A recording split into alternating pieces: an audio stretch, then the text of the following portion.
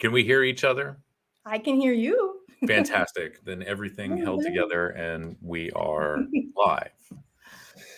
So before we get into the main event here, thank you everybody for joining today. Bradley live streams, Mallory, Ern, Adrian, RBMK2. I'm just going to call you RB Michael. Sorry. Peggy, Fa of Just the say Fa. YouTube family. Cemetery Gates, welcome. And Scuffed Andy, you guys are just the first to arrive and get your chats in. So thanks for showing up early. And to our replay crew when you guys get here and watch us later. And to the replay crew. Sorry, we can't announce you here, but obviously neither of us can tell the future. So here we are talking about the past. And of course, we'll get right into it. And of course, everybody hopefully had an opportunity to watch the AVM, American Vapor Manufacturers webinar yesterday with the relatively new CTP director, Brian King. Dr. King came from the Centers for Disease Control, where I believe he started fresh out of SUNY Buffalo after being trained as an epidemiologist. Is that right? And got a job, it sounds like right out of college, working for CDC. And of course, went on to work in CDC's tobacco center, CDC Tobacco Free. And so bringing all of that experience and education with him to FDA.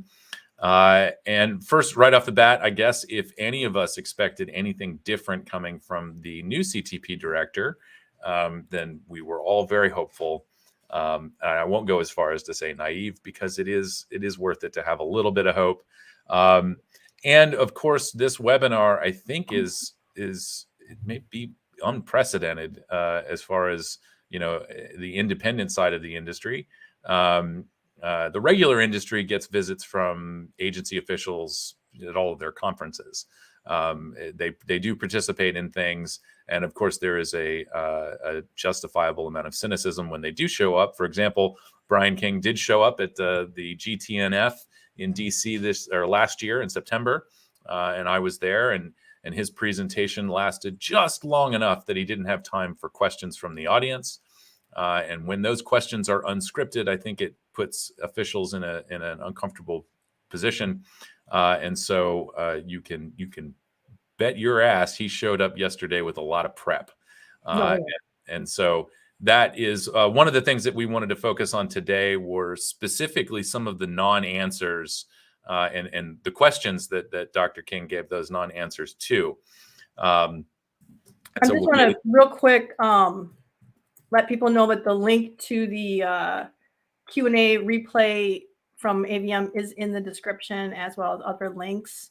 And just before you jump into this, I also kind of want to make the caveat that there was so much, you guys, to cover that there's no way we're going to get to all the stuff that he talked about during that. And we would love to, but just in an hour, there's just not. So we're just going to kind of cover the highlights of the things that stood out to us the most. Just to make a little caveat there of why we're not covering the entire thing. But I do encourage people to look at that, watch it. And I am doing a full transcript of it that I will share a link to later, that you can actually read the question and then what he actually said after the question. Because when you're listening to it, I kept replaying it going, what did he just say? So we're going to be providing that for you too as well. So sorry, Alex, there's my my disclaimer. No worries. Thanks for filling this out. As Kristin mentioned, you know, this all happened yesterday. A lot happened yesterday, actually, between the AVM webinar and FDA releasing sort of a more detailed response to the Reagan-Udall Foundation's report. And so we'll touch on that, just a couple of points there as well. But I figured we're not going to do kind of a play-by-play review of the entire webinar. I encourage everybody to go watch it for yourself. It was an excellent job. It's an hour. It's totally worth your time. And a lot of voices were represented. So definitely go check it out. But I figured we'd start on kind of the basic structure of things here, and broke things down into a couple different sections, actually 3 here.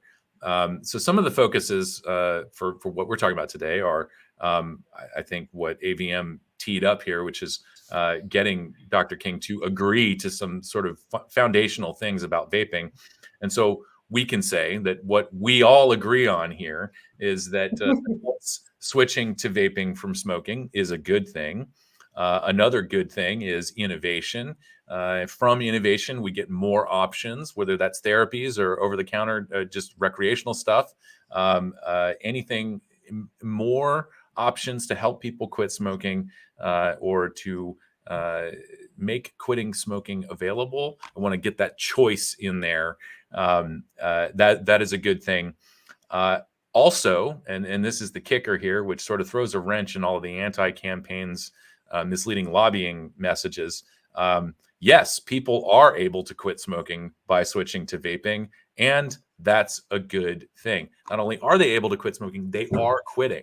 And so we have millions of people in this country verifiably who have quit smoking by switching to vaping. And this directly contradicts a lot of the things that we've heard in city council and state legislative committee hearings across the country, probably as recently as this past week.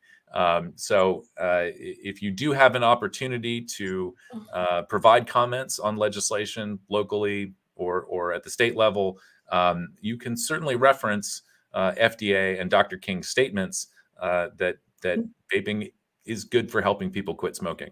And some of us need to do that occasionally because it keeps getting brought up. Anyway, so all of that having been said, in this sort of what we agree on section, this is where I picked up on the first dodge from Dr. King. And this was a question about misinformation. And the question being, is it unethical to lead people to believe that vaping is just as or more harmful than smoking? And Brian King's response was that there are nuances here. And I mean, this is an obvious kind of statement. Yeah, among the products, we can sit here and probably spend the entire hour talking about the difference between single-use products versus rebuildables and what's better and this and that and what are the pitfalls and risks and benefits. So yeah, obviously there are some safety concerns that people need to know about.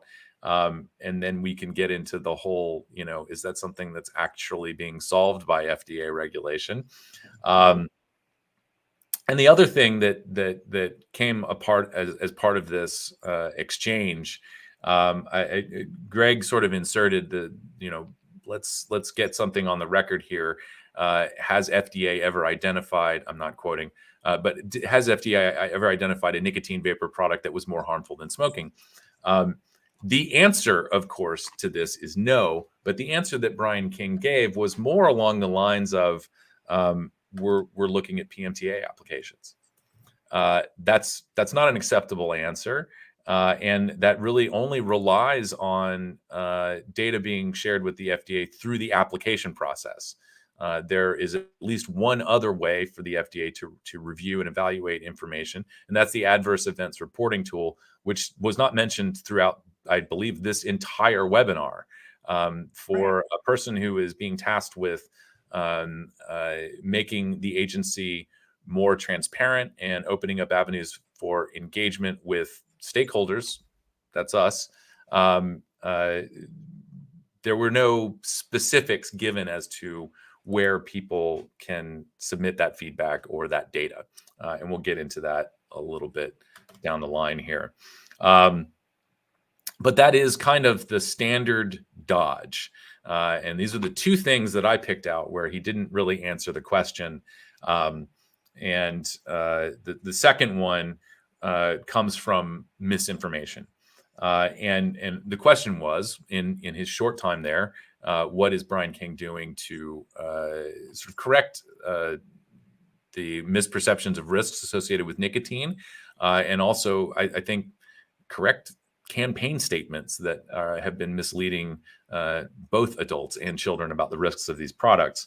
And so what do we got? Open to enhanced efforts for CTP messaging on the continuum of risk. And so this is somewhat maybe a commitment of from Brian King to more public statements about the fact that the continuum of risk even exists, which is something that would actually be a counter to tobacco control messaging for decades. The message coming from CDC, even FDA, and from all of the campaigns is there is no safe tobacco use. That's kind of a dumb thing to say. There's really no safe anything as far as we know. So it's a really useless kind of statement, but it sets the tone for people's belief that everything is as harmful as a cigarette. So we see it, but this is something needed for CTP to get out there and educate the public about the continuum of risk, and realigning the public's misperceptions of risk associated with nicotine use. We still have a concerning percentage of people who believe that nicotine causes cancer or lung diseases and stuff like that. And so this has been known for years. And I believe in this exchange, Brian King was sort of called to the carpet on this, that, this has been going on for several. I was at the FDLI meeting when, Mitch Zeller pounded his fist on the table and said, give me a number. What's the youth use number that's going to be acceptable for people? This was also the same conference where we heard information about how clinicians, I think it was more than 40% of clinicians believe that nicotine causes cancer. And so that's something that FDA needs to fix. I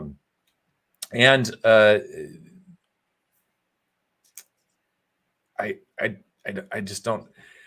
I apologize that all of this stuff happened yesterday, and we've had about 24 hours to kind of digest it all and try to come up with an hour worth of content here.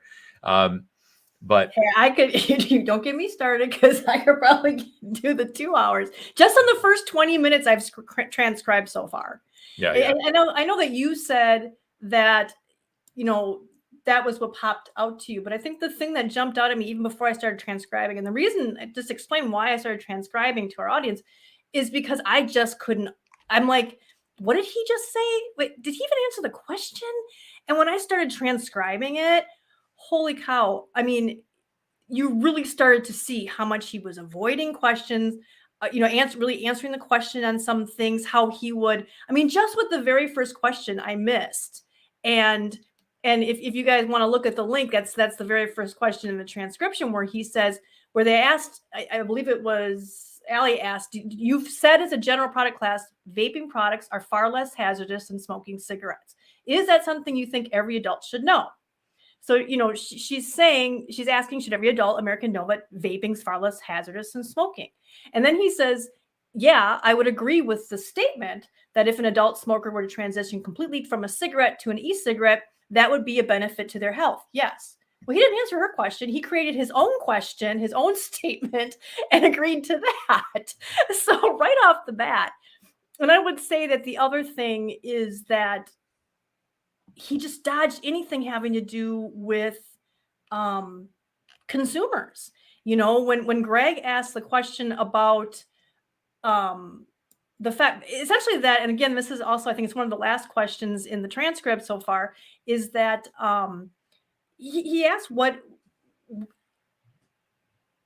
most adult vapors say that they prefer flavors, and essentially you're only, and this is, I'm paraphrasing here, obviously, and you're only approving these unpopular tobacco flavored products.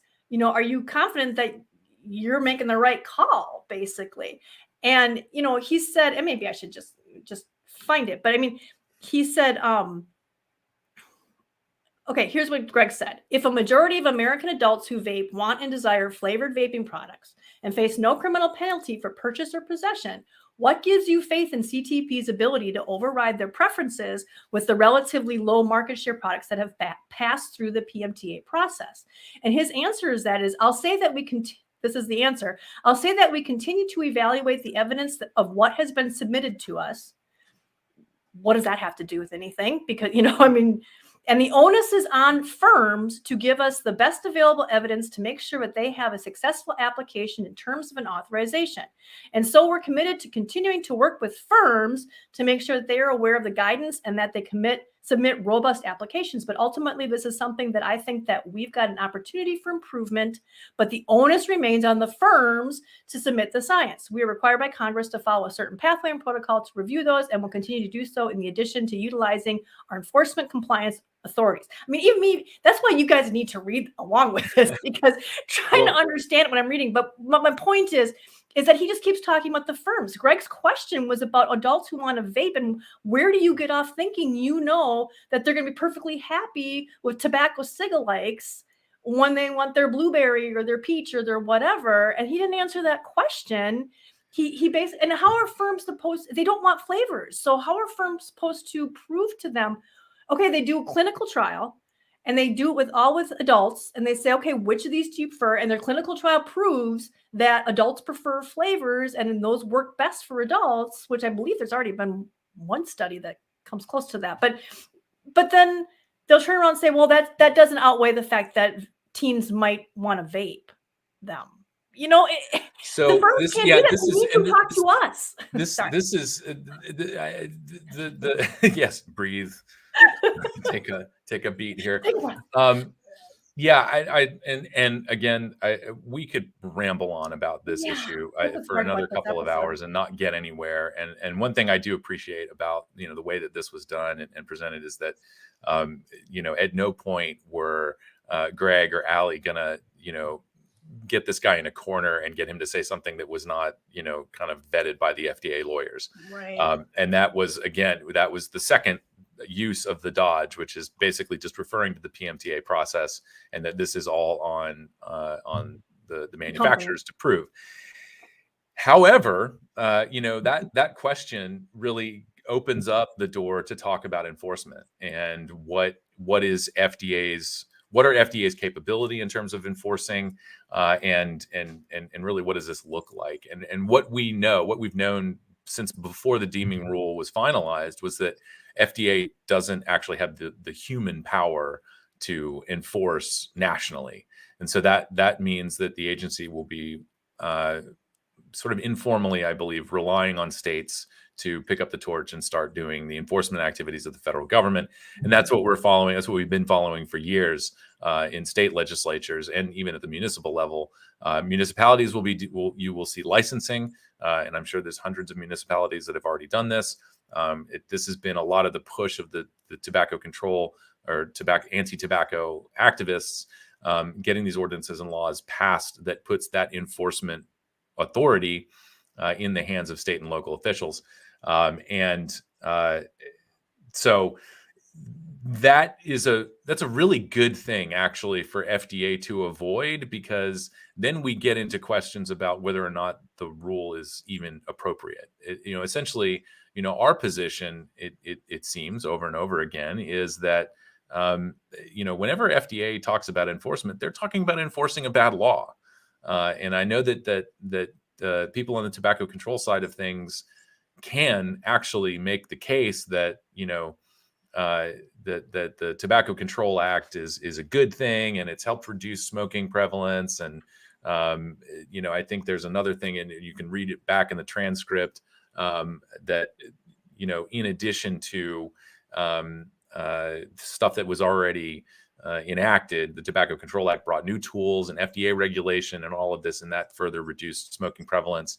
I may be getting confused with some of the other studies that I was reading earlier on, but as far as I can tell, it's not really, I'm not a scientist, as far as I've read and from what I understand, raising the cost of tobacco products out of the suite of tobacco control policies that they claim we need.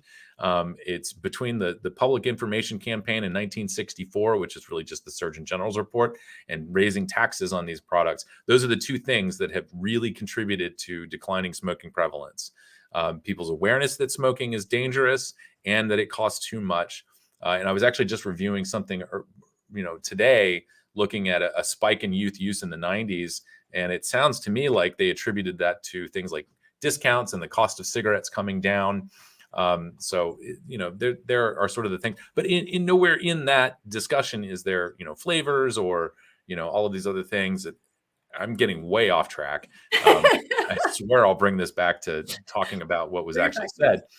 But this sort of, ultimately, yeah, it comes down to, it's an enforcement issue, and FDA, I think, is in a regrettable position of knowing that they really don't have a whole lot of control over what we decide that we're going, where we decide to buy these products and what we decide to use. The underground market is really, really accessible these days, and it is getting worse. And of course, there were questions, like how does the FDA justify creating this massive black market when we can all agree that buying these products legally from a regulated marketplace is better. And this is something I think too. Hopefully we will have an opportunity. We, as in CASAA, will have an opportunity to have our own conversation with Dr. King, perhaps later in the year. I'm not going to commit to anything until we've gotten confirmation from the agency that that's going to happen. But there are things that I think were left undiscussed in the webinar yesterday, and by summer of 2023, according to the Reagan-Udall Foundation response, we should see something that really does beg the involvement of consumers in giving feedback to FDA for some of their plans going forward. So we will come back and visit some of the things that were not touched on, or that none of us, absolutely none of us, are satisfied with some of these answers. So, and and that's not any knock against AVM. Oh no, a certain time period, and there were tons of questions being posted, but there was never any time to get back to that. I mean, like, one of the things I saw, you posted a question, I posted a question, and then as I watched the clock, I'm like, there's no way they're going to get to any of these questions. So there were I think the last question the last question by Nick was the one that I was kind of along the same lines about what is an acceptable level of youth use before they back off, and to me it's zero, because there's just no way they're going to come out and say that. And that's the thing that bugged me the most about this whole thing, is every time when it came to consumers, they weren't considered. Let's just say that they weren't considered, because if you look at, like, one of the questions was Greg was asking about that Journal of Nicotine and Tobacco December edition that had the study with like 160 or 116 adults who smoke daily, and the ones who viewed, they've like compared ones who viewed the vaping epidemic ads versus ones who hadn't, and the ones who had watched the FDA's ads rated e-cigarettes as being more harmful, less effective for quitting, and reported lower switching motivation. He said, does that, Greg asked, does that study concern you? And he says it does, but we've got to look at the preponderance of evidence and also the rigorous nature of science. And it's just so funny, because they didn't do that when they came up with these. They were sitting in a room, they talked to some teens and said, does this scare you? And the teens said, yeah. And they said, okay, put it out. They don't care about what's happening. I mean, it's so clear. Well, and then he had the gall to say, we can't cherry pick studies. I'm like, seriously? We're the ones cherry picking studies?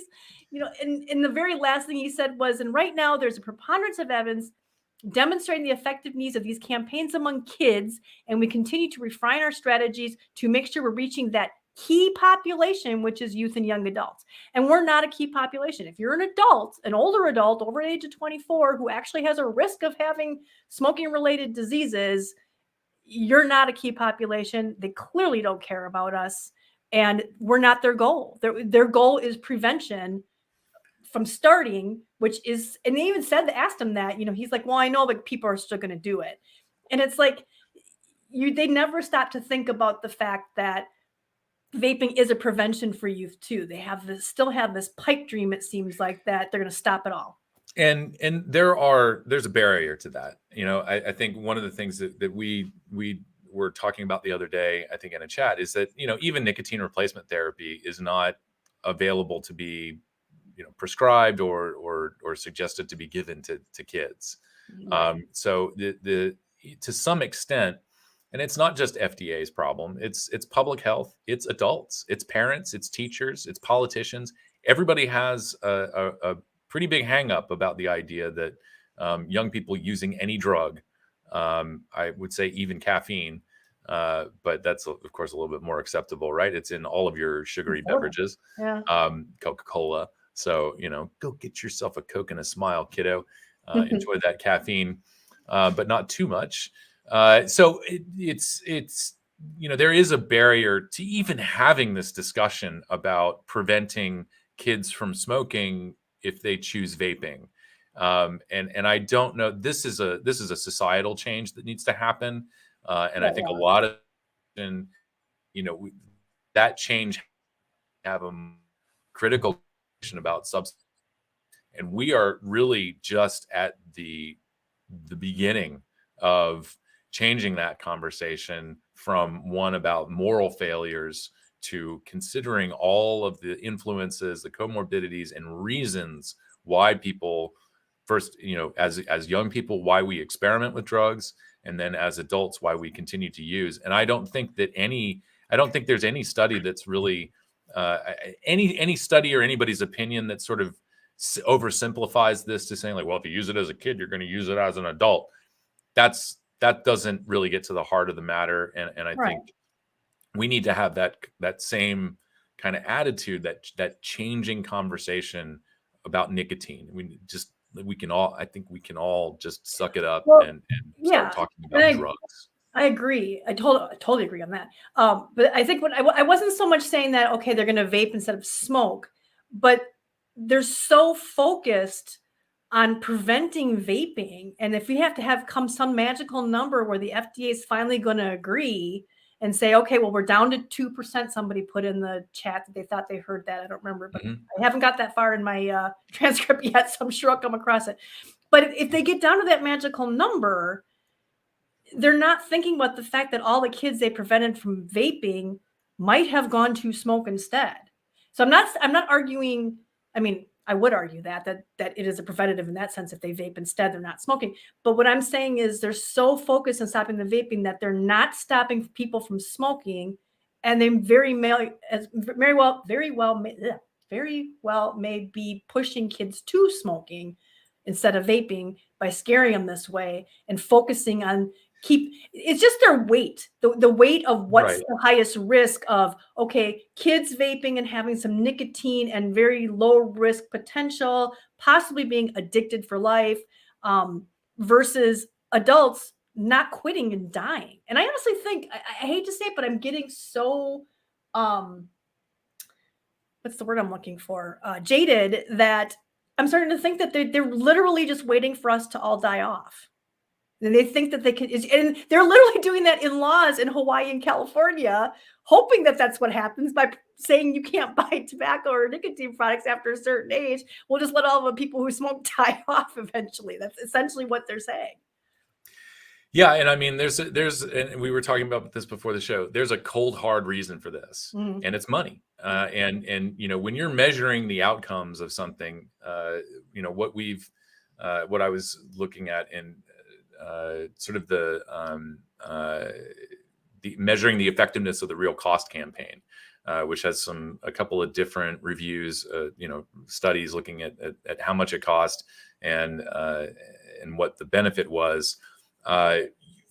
Youth-focused prevention strategies have a much larger return on investment, according to the research, than cessation strategies targeted at adults. So CTP, which has such a small budget of $700 million in user fees, has to be careful about where they spend that money. And of course, if it's just not Center for Tobacco Products funding drug education, that is taxpayer dollars.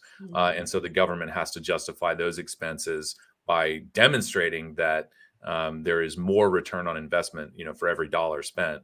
And one of the things that I looked at, and I would encourage people, I know that we have some research-minded folks in the audience, and within our of course, Kristin, you're sitting right here in front of me. Within our organization, others can do a much more diligent job of looking into this than I can. But one of the things that I started looking at today was sort of reviews and research on DARE. That was the Drug Abuse Resistance Education. And at one point in its lifetime, first of all, a little bit of history on this one. DARE was created by the LAPD and school districts in Los Angeles, not scientists, not people who are experts at messaging or even compassionate about the target audiences. And so that's why we ended up with this fear and stigma-based education campaign that ultimately made kids more curious about drugs as opposed to discouraging them from using them. And the DARE campaign was defunded by the federal government, I think maybe by the end of the 1900s. No, it's sometime in the 2000s, I think it was. I feel so old. Yeah, it's only been 23 years, but but the DARE program did get refurbished, and it came back as keeping it real, I believe. And I forget all of what the acronym REAL stands for, but it is, resist, explain, leave, resist, explain, and leave. I can't remember what the A is for. But it was a much more, they realized that they had to fix the program. And so instead of doing fear and stigma, they chose to build the kids up, give them decision-making skills, empower them, give them the tools to get themselves out of a bad situation. Here's what you can do to resist using drugs. Because it's going to be presented to you as it's the coolest thing in the world. Come on, everybody's doing it, man. Like, don't you want to be cool? Take a puff off this joint. Well, if you don't want to, now you've been given the tools, you've been given, the people have sort of validated you and said, and built you up and given you the courage to say, I don't really want to do this. And you can get into why you don't want to do this. We do have that. Not we're not born with this desire to go out and get high. We do want to feel better when we're feeling bad, but this program is at least a step toward actually giving kids the tools to resist using drugs and maybe find something better to do with their time. So that is how the DARE program evolved, of course, after kind of screwing a bunch of us up in the 90s, 80s and 90s. And so taking what we've learned from the failure and apparent success of the new DARE program, we can take those lessons and apply them to things like the real cost or tips from former smokers, which are, again, fear-based and stigmatizing. And so, to your point, Kristin, when they say that, consider the preponderance, or as Brian King's favorite word is the bolus of evidence. Bolus, yeah. I agree. I don't think that they did consider that when crafting the Real Cost campaign, because if you go to the Real Cost website, I tried to approach it as like, okay, I'm going to pretend I'm an educator and I want to bring this into my classroom. There's no resources for a teacher that I could find on the Real Cost campaign. Maybe I didn't look hard enough. I don't know. But if somebody says, hey, check out the Real Cost campaign, well, that's what you're going to Google. And guess where you end up? You end up on a website with a bunch of misleading information, fear and stigma-based images and videos and messages, but nothing in there about, I don't know, role playing or, building up kids' confidence, playing to their strengths, giving them something to have some hope in. I don't know, anything other than brain worms, demonic possession, and nicotine zombies. You don't find actual resources at the Real Cost campaign. And so if we are going to change how FDA is communicating these things and what their prevention programs are all about, we've got to submit the data. We've got to submit the research, because even though it is out there and accessible and should show up in some sort of exhaustive search for data on whether or not a fear and stigma-based campaign is going to work, apparently there's not enough of it, or apparently there aren't enough loud voices telling FDA don't do this. And so this was one of the points that we brought up when I was able to present at the Reagan-Udall Foundation. Their listening session on this was that we already know that fear and stigma campaigns don't work anyway. Yeah. I mean, and they asked about that, because they said that there's been leading journals that have looked at this FDA advertising. I love the way Allie's like, vaping's portrayed as being possessed by demons, shape-shifting metal dragons, something that you fish out of the toilet, or products that will cause huge parasites to crawl through your skin. And she said she personally saw adult consumers that every day she talks to them, she says, who see these messages and it's terrifying them. And she asks, can you see how the FDA itself has become the main contributor to misinforming and scaring adults in a way that keeps them smoking? And he didn't answer it. He's like, I'll say that we do rigorous evaluations before and after implementation of any of our campaigns, which clearly they didn't, because they haven't done it after. Because did they look at any of these leading journals? And that's what you're talking about. So we need to find that stuff and send it to them and say, now you can't ignore it. It's been sent to you. But he said that they test them and I love this. We cognitively test them and do science in the beginning. Do science, and then we evaluate them in the back end. That science has shown demonstrably that there's a beneficial impact, but it's beneficial. What he's not saying is it's beneficial only for that target group. They're not looking at how it's affecting everybody. They're just looking, oh, look, it's making kids quit, and just let's ignore that it's making people who smoke quit too. And like you said, they can't. He just keeps coming back to, well, send us the science, and yeah, and you need to stop doing things that you clearly can see are damaging public health. Nobody should need to send you science for that. But I see what you're saying. It's hard to take that answer. I mean, it is a dodge, but it's hard to take even the attempted. I'm sorry, what? Do science. Do science. That made me laugh when he said that. Then we do science. That's so we got. Do the math, do the science, do science, do crime. We do science. It's not so science. It's kind of hard to take that response crafted, I'm sure, by the lawyers. Yeah. But it's hard to take it.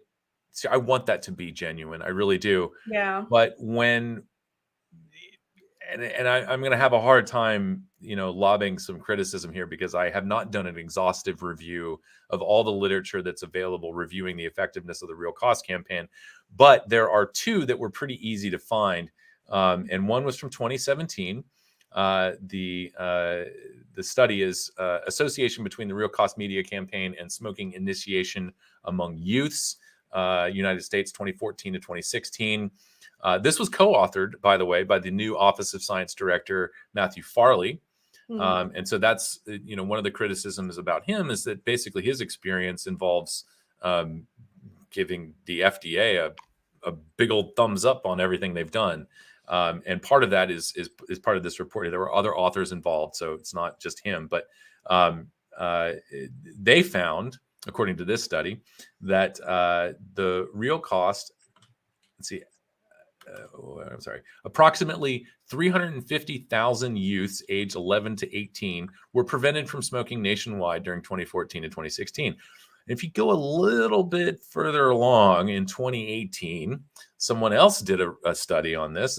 I think similar conclusions, but they claimed that the real cost averted an estimated 175,000 people, young people, from becoming established smokers. So I think maybe they're just working off of different definitions or different groups.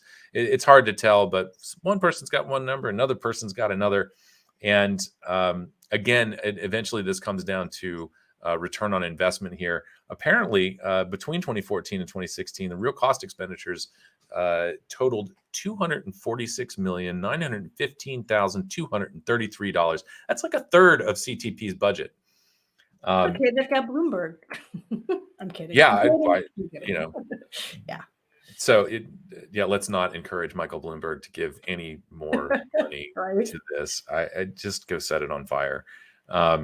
I don't know, buy people tiny houses. That would be a great way to help people not smoke. Give them some housing security and food security. Take care of some basic stuff like that. I guarantee you're going to reduce smoking prevalence. So anyway, I don't exactly. Oh, so yeah, it's hard for us to take all this seriously when you have like these. It feels like these glowing, uncritical reviews of these programs. I don't care if you have a dozen studies, if they're all garbage or if they're all biased, then that's not the preponderance of evidence. And one of the things that I think anybody in here has probably noticed over the years, that probably starting in 2008, 2009, the funding available for researching these products seemed geared toward finding everything that was wrong about them. And so of course there's an overweight if you're doing this on sort of like, and I know that this isn't a vote, like you don't, FDA or national academies or Royal College of Physicians or whoever it is, if they're going to do their review, they don't just look at the number of studies and say, okay, you've got 50 in favor and 150 against. Well, I guess they're bad. That's not what they're supposed to do. I don't think that they actually do that. But if you're you're breaking up. Of the available literature has been not great. Am I breaking up? You just broke up. I missed what you just said. Something with the literature not being available. The literature being available is not great. Which literature? So, sorry. Yeah, sorry. No, that was the beginning. I'm just talking about the last 15 seconds of what you said. Cool. I'm shooting from the cuff here, so it's hard for me to remember what I said. Oh God. But it really was all about, like if you opened up I'm imagining just a big book of like physical book, not the internet. But if you go on the internet, okay, let's keep with something everybody can identify with. If you go on the internet and you try to search, studies for and studies against, studies that show the benefits of vaping versus the number of studies that show the potential risks. And we know that a bunch of that is overblown and not accurately done and all of those things. Still, first of all, those bullshit studies are the ones that get cited in things like,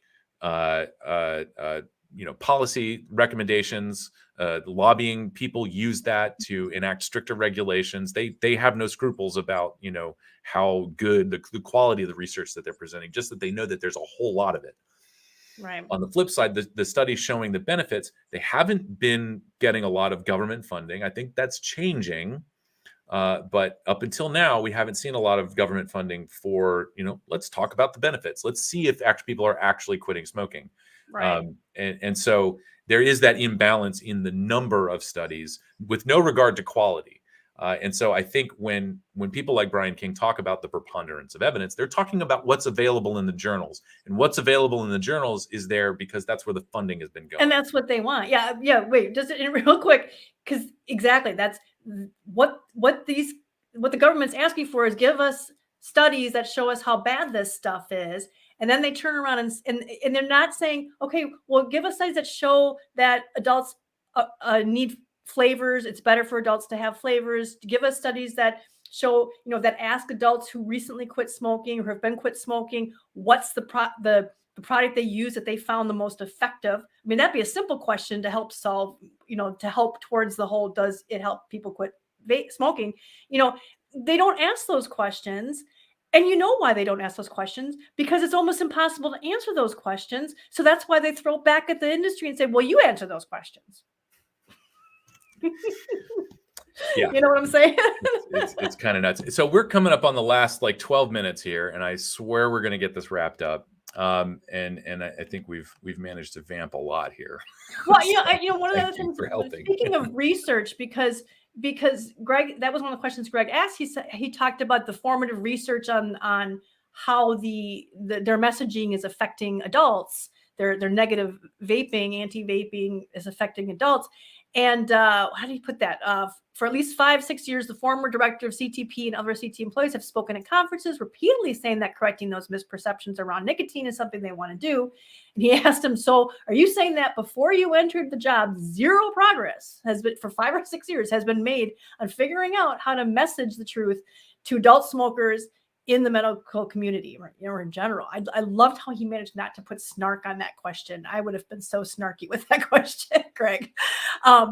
And he says, no, I wouldn't say zero. This was his answer. But I will say that we have a lot of competing priorities in this center. I mean, this has been evidenced by my first 7 months. Then he laughs. A lot has happened. And when you have a finite number of resources and people, you have to prioritize what you do to have the greatest impact. So I will say for my part, I mean, coming into this position, there's 4 key tenets I'm adhering to: that strong science, stakeholder relations, who's the stakeholders, communications, and health equity. And so obviously the stakeholder relations and communications are pivotal to this. The thing is that prioritize. So they prioritize what they're saying. What he basically just said is they prioritize scaring a few youth away from vaping because that was more of a concern than getting adults who have been smoking for decades to quit smoking. Yeah, that's the answer. That's the answer we're always going to get. You can set your watch to that, and the reason is because it's cheaper to scare kids away from things than it is to try to get adults to quit it.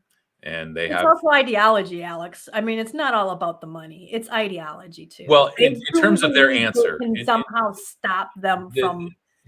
So they don't care about us dying. Politicians and regulators are never going to cop to sacrificing adults who are just sort of a lost cause. They think they're never going to publicly admit to proving that. It's not a lost cause. That's the thing. Say that again. That's what they say, but vaping is proving we're not a lost cause. I thought I was a lost cause. You probably thought you were. I was never going to quit smoking. And that's the thing that gets me, is that here's something that's finally taking away that lost cause. It's creating something that's showing it's not a lost cause, and they don't care about it. They're willing. And I'm sorry, the whole money thing of being cheaper, one of the biggest things I have against people smoking is how much we supposedly cost the government and society from our smoking in lost hours, in damaged homes, in insurance, in medical bills. So come on. Sorry. No, and at the end of the day, I know Carl was very fond of pointing out that, when you factor in people who smoke dying early, it actually turns out to be kind of a wash. So we're really not that big of an expense. I mean, maybe on an individual family level, having to pay for all that care and deal with that, sure. But in terms of, at the population level, we're not really adding a whole, like, even if you factor in like lost hours at work, lost productivity, we die early. So we're not going to take up a bunch of Social Security payments or, other stuff that we're entitlements. Nursing home costs. Right. Yeah. And I'm not going to end up, that's my plan, is to not end up in some place where I'm, I don't know. We'll figure it out when I turn 65. To me, that's the gist of what came out of this whole thing, is just that adults don't matter. Adults who vape, you don't matter. I'm sorry, that's what it came down to. Well, I mean, everything he said. You guys, once I have the transcript done and I put the link, you tell me, you text me whatever, and you tell me if you don't, once you read what he says, read into it if you don't agree. So I'm going to take the last 8 minutes here, and you do have one question. Should we do that first or after? Yeah, so we'll do that, right? This one? Yep. Is Congress the only way we can fight FDA tobacco? I'm actually going to align myself with Mark's comment in response here, which is that's kind of a difficult and dangerous way to go about it. And make it worse. And I'll just throw my 2 cents in here. I don't have much faith in the courts either. But that does seem to be where we're, holding the most ground, and people in the industry anyway is able to fight back. Right. I think and this actually this ties into kind of where I wanted to wrap things up here. As far as consumers' role in influencing the FDA, and that's where we are. We're hoping to influence thoughts and ultimately changes at the FDA. We're here. We want to access these products, and we want to support any changes that are going to, preserve our access. Actually, well, at this point, increase our access to these products. And so I have a little bit of a counter to what your assessment, Kristin, of the you always do, Alex. I do. It helps the conversation. This is how science works. So we're doing science. This is exactly how science works. So the other side of this is it's not so much a counter to your opinion of what we got out of this webinar, but more of a let's hold FDA to their word. And, Brian King came into this stating several times, his task really is to bring more transparency to the Center for Tobacco Products, and increase engagement with stakeholders. And so hopefully we are going to have another opportunity here. And I'm just realizing, like, we completely glossed over the very important question about a comprehensive plan and how far, if at all, FDA has deviated from that 2017 comprehensive nicotine plan.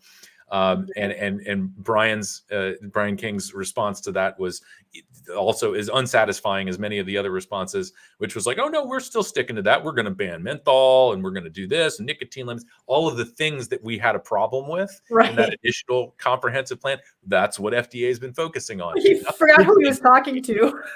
Yeah, we're not the same moms. You realize that, right? Yeah, so that's a completely different thing. But the point of my counter whatever here is that we will have those opportunities to provide comments. It might sound and might feel a little bit like what we've been doing all along, but we need to hold his feet to we need to hold him to his word. That's what it is. We need to hold Brian King to his word and make sure that these areas of communicating with FDA are open, and that we can clearly identify what that pathway is to share these communications. And so as to kind of round things out here, I did want to share a little bit about, this is part of FDA's response to the Reagan-Udall Foundation. We'll have that link in the description. And I'm not going to go into serious detail here because we've got less than 4 minutes left. But one of the things everybody needs to pay attention to here is what's going to be happening this summer, and what Dr. King is sort of committing to, or at least saying that they're going to be doing, is coming up with some sort of strategic plan, a 5-year plan, which AVM has already called out as sort of a way of saying we're not going to do anything about it. For over 5 years, you have an administration change. You have personnel changes. You have potential personnel changes at FDA. Brian King's job is always up for review. So if we do think that this is a good thing and this is good progress, that's great. But the next person could come along and do something completely different. So a 5-year plan, we'll believe it when we see it. How about that? And what we should see is, as early as this summer, opportunities for public comment on what FDA should be doing. And so we're going to be following this. And this is something I hope that we can work with CTP and FDA, and have Brian King come and talk to us, and more details about what this plan is, where individual consumers can get involved, what types of feedback, whether it's just lived experience. Well, it should be a combination of our lived experiences and data that we can get to support or explain what we've experienced. All of these things, hopefully we can have that conversation and get robust participation in this process that ultimately, hopefully, benefits FDA in making the right decisions going forward. It sounds like I'm all Pollyanna and rainbows and it's not going to be easy. But this is part of the process of holding people to their word. Okay, you said all of this glowy, wonderful stuff. We're going to hold you to that. We want to participate. And so for now, I think, one of the things that he said over and over again was, give us the data, give us the research. We want to hear these things. There's no button to click on the FDA website. If you've got a new piece of research that you want the agency to pay attention to, or perhaps you've written some sort of, term paper style report on all the things that you as an individual have been researching, and here's what you think, and here's your evidence, and all this stuff that FDA may not have seen, and you don't know, we don't know. There's nothing on the website telling you, send that. If you have a bad reaction to a product, you can find the tool. It's the adverse events reporting tool. Whether it's medicines or tobacco, you can find that very easily on the website. So as far as I know right now, the only place to send people, if you do have these comments or you have data that the FDA needs to take a look at, or you want to write your own report and say, hey, review this FDA and make some changes, the CTP Ombudsman is probably the only place for you to go. And I'm saying probably because I don't actually know. And again, there's no real button for you or I to click and send our comments. CTP we're not stakeholders. We're not stakeholders. I was just about to say that. CTP stakeholder relations, that's not really the place for us.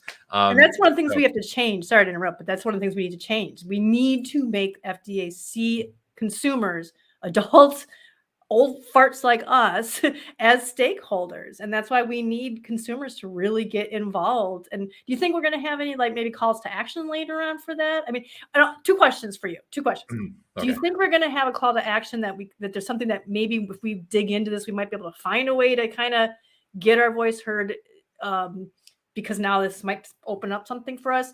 And number two, does that 5 years, is that giving us more time? Does it give us more time? Just in general, is vaping kind of have a possible little, because they're so overwhelmed. He kept saying that too, which I'm like, good. I'm glad to hear it. I'm glad to hear you can't get to all this enforcement.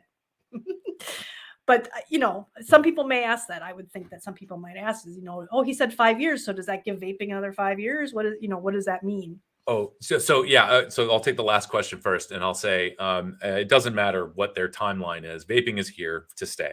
The toothpaste is out of the tube, and there's really no squeezing it back in. And that's why we're having this conversation about enforcement and why enforcement is going to be so difficult. And I think I had an opportunity to talk with someone last week, and one of the points I brought up was that you have to think about the people who are being tasked with enforcing these rules and regulations. And at one point, the state of New York was proposing for New York State Police to enforce the flavor ban. And to me and just about everybody else who follows this issue closely enough, that's kind of a joke, because we know that law enforcement over-index on smoking. They smoke at disproportionately higher rates. Law enforcement, retired military, anybody who has an incredibly stressful job. And so now you're asking those state troopers who probably shop at the stores that you're asking them to go shut down to enforce a law that they probably don't believe in. So that's just one wrinkle to it. And I don't think that this 5-year plan or anything gives vapors or the vapor industry any more time. We've got what we've got. If you vape, you know how to get a hold of the products. The real issue, of course, is people who continue to smoke, all the misperceptions of risk. These are more complicated things that FDA absolutely needs to do. And hopefully they figure it out in 5 years. I think they could probably figure it out in about 6 months. But again, I think AVM's cynicism here is probably appropriate. So they don't need 5 years to figure this out. This is kind of our position on this. The other thing was whether or not we'll see a call to action related to this. Absolutely. And I think one of the things that, we're not going to kind of relive what we did in 2014 with comments on the deeming rule. There was a lot of kind of run up to that in preparing people to start thinking about their comments. And so that, people were submitting unique, their own perspectives on this, whatever research you've managed to dig up on this and put it into some sort of comment. I don't think we need to go through that exercise again.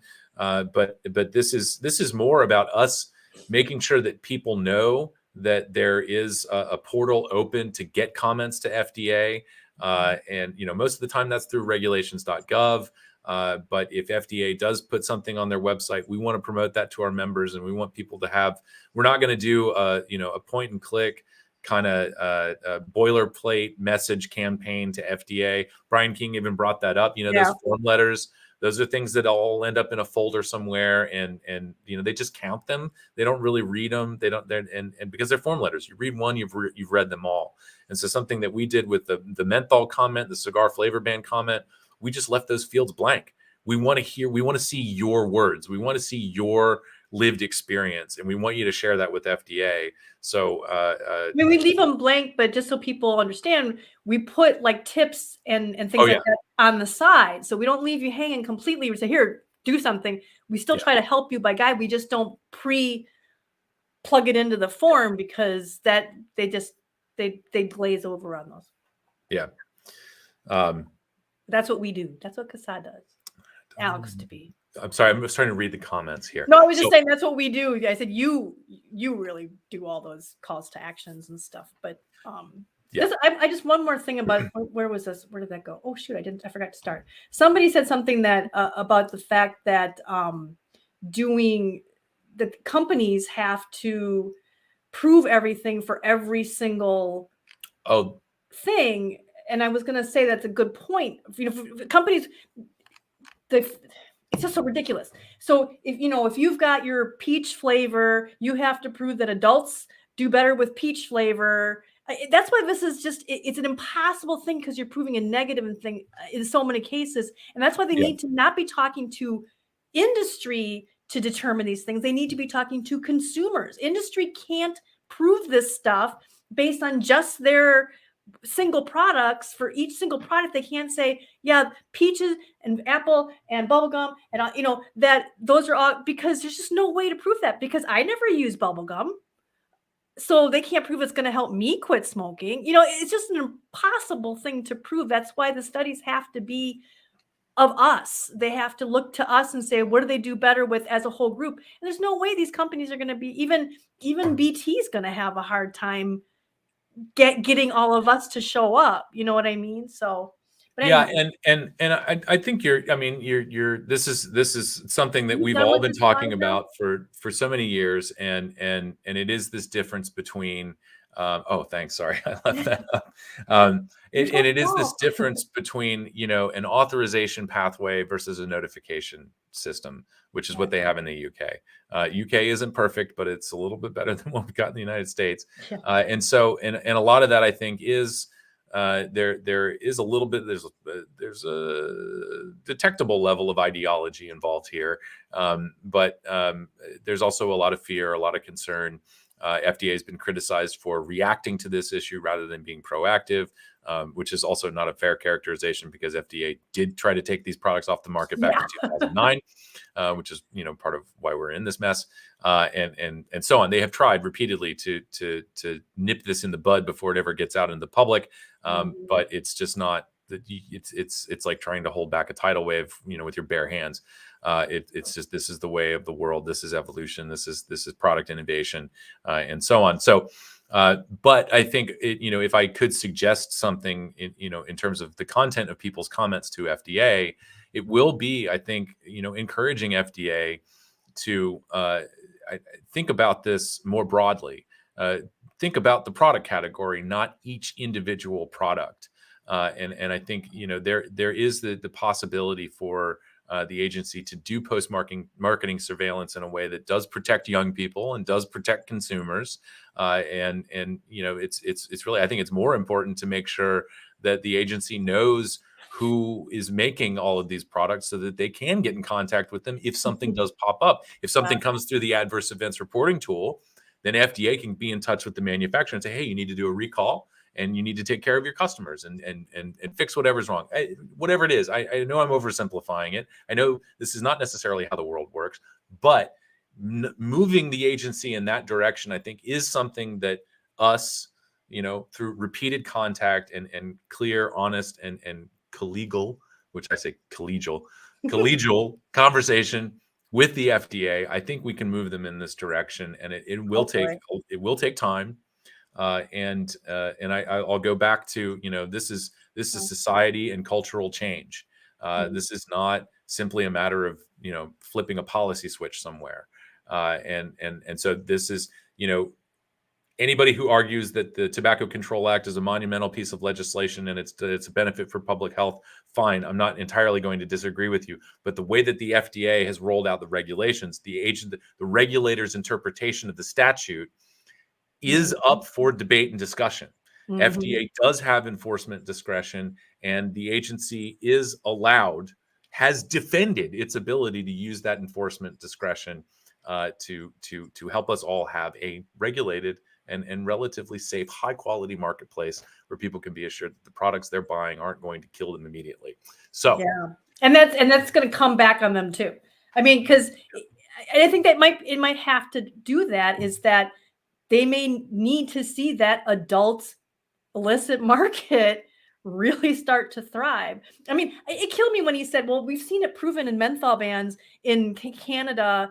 And, because they asked about prohibition and when you ban stuff, the illicit market that's going to come out. And he said, well, Canada and the Netherlands, they're fine. Well, first of all, Netherlands just did it. So there's no data there to really look at it, too recent. And in Canada, most of the people moved to regular cigarettes. So I mean, this whole idea, and it's a whole different thing than vaping. Menthol cigarettes are different than vaping. He does not understand, because he won't talk to us, the true stakeholders, how passionate we are about our flavors. So we could probably do another episode on those statements about menthol and the studies showing the outcomes there and how that's being weighted. But it was way too much. See what I mean, you guys? Yeah. And I just keep talking. So we are going to end it here. I'm going to go into the closing spiel. And first of all, thank you everybody for joining us today. I assume we'll be back in 2 weeks, but it's still winter up here.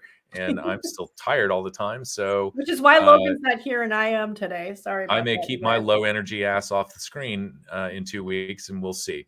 So thank you everybody for joining us. If you're new to CASAA, this is the first time visiting us, check out our website at CASAA.org, CASAA.org. And while you're there, be sure to check out our store, Advocate in Style. Danielle Jones, our board president, has made a bunch of really cool designs that you can have on t-shirts and other consumer products that you might want to show off your support for vaping and tobacco harm reduction. And of course, CASAA. And you can follow us on the social medias. We are at CASAA Media on Facebook, Twitter, Instagram, and YouTube, right? It's at CASAA Media or just CASAA Media? For which? There's like 2 different CASAA accounts on YouTube. Oh, yeah. I think CASAA Media is the one that's cool. Just follow some links that we put in the descriptions and whatnot on the social medias, and you will eventually find our YouTube channel. I think I did all of the things. Oh, you can find this podcast where you find podcasts, Spotify. We have a SoundCloud. And then I guess it goes out to other podcast places. But those are the 2. Definitely you can find us on Spotify and SoundCloud. Right. And if you do want a written transcript of this episode, just click the little gear on the YouTube thing, and you can actually get a transcript of what we've been saying here. It might be a little weird because I think it's an AI doing all of the work. Yeah. I don't know if it'll be able to interpret my Midwestern accent, but we'll see. So.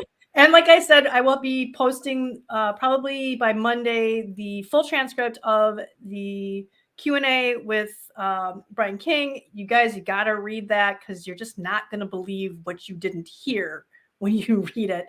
And I think the only thing is, I think that was it. Everything's going to be reposted on Facebook. Did you shop off Facebook and the state groups and everything? Oh, I didn't say the state groups. Yeah, we have state groups. We're all 50 states. Puerto Rico, DC, one of the others, I think Guam. They haven't been very active. We'd love to see some more people in there. We try to post anything that's relevant.